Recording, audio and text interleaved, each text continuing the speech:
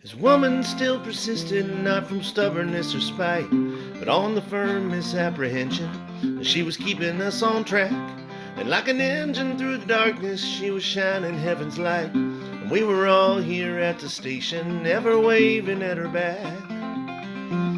And whatever it was for supper was a million thoughts away. And the black part tastes the best to me, or it's been out 3 days. There may be no grace in the living, but there's always grace to say.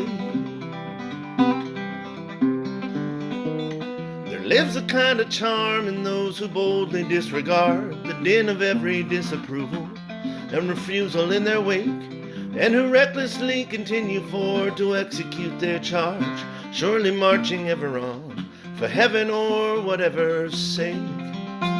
But her charm was not just calloused, she was joyful in her ways.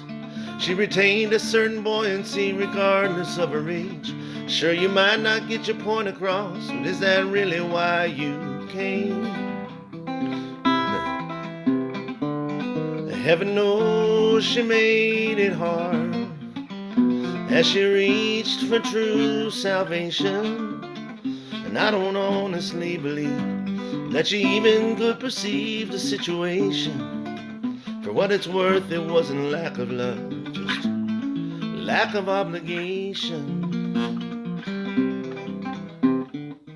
The fruits of their affection mostly harbor discontent about the quality of rearing that was offered and received.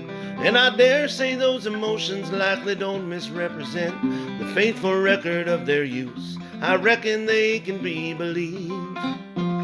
But they always wear a kindness you can feel from 50 feet. And they'll try most any pleasure, and they will not be discreet. And they'll offer you a bite, and you'll be damned if it ain't sweet. Folks who've hurt together tend to sing good harmonies, and though occasional exceptions might lead discord to their tune, they have all been bound by lessons learned upon their bended knees, making up new prayers to grizzly bears and howling at the moon.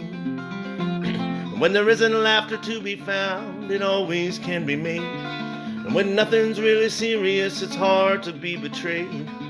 But a debt will leave a scar whether or not it's ever paid. Heaven knows she made it hard as she raised her face toward glory.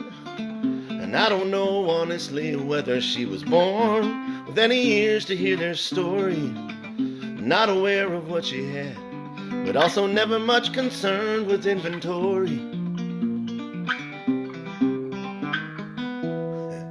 Certain words hold love like Mona Lisa holds a stare, called to love the way an apple flower calls a honeybee, and like the name of God upon a tongue in true devoted prayer.